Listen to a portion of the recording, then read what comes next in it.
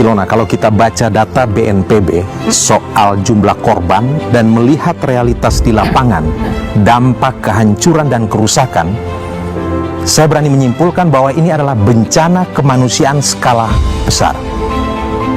Karena skala besar adalah sangat wajar kalau hari ini bencana Sumatera itu menyita perhatian dunia internasional, mendapatkan keprihatinan, aksi solidaritas yang luas, dan simpati dari berbagai belahan dunia. Saya ingin tegaskan pada kesempatan pertama, bicara bencana itu bicara kemanusiaan, relasi antar manusia, bukan relasi antar negara. Posisi ini harus betul-betul dimengerti oleh negara. Kenapa? Yang menjadi korban adalah manusia, yang terpanggil melakukan aksi solidaritas adalah manusia.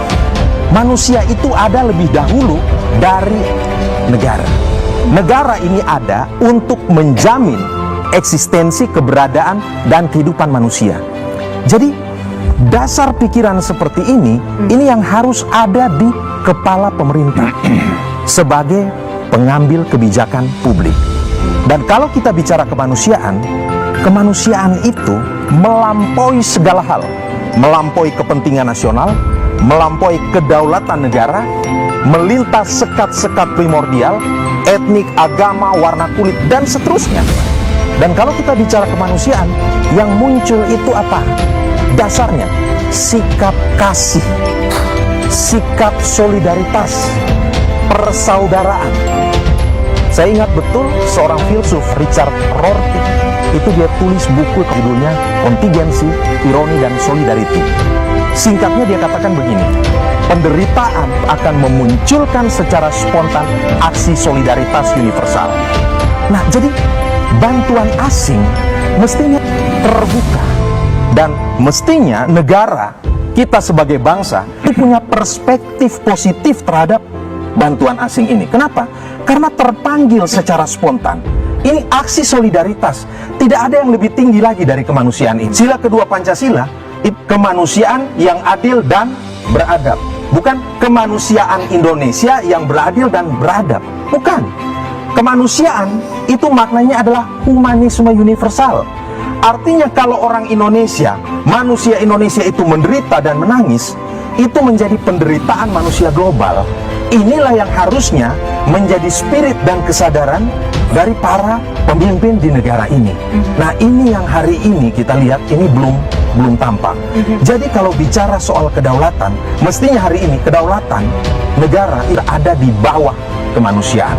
Dan bantuan kemanusiaan dari luar negeri bukan merusak kedaulatan negara kita. Bantuan kemanusiaan dari luar negeri itu bukan berarti negara kita tidak mampu. Dan saya tahu persis bahwa Presiden Prabowo Subianto berkali-kali itu mengatakan kita perlu membangun kerjasama yang erat, hubungan interdependensi, saling membutuhkan.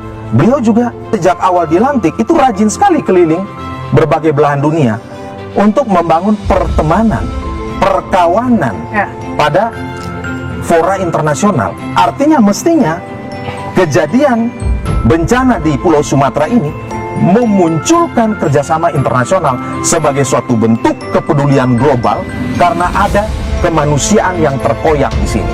Jadi rasa kemanusiaan kita harus bisa membuat kita itu terpanggil untuk melakukan aksi solidaritas yang melintas batas-batas negara ini. Poin yang harus menjadi titik tekan, kita jangan bersikap autarkis. Para pengambil kebijakan ini itu menganut perspektif realis, yang orientasinya pada self-help, membereskan segala hal sendiri. Hari ini kan kita hidup saling membutuhkan.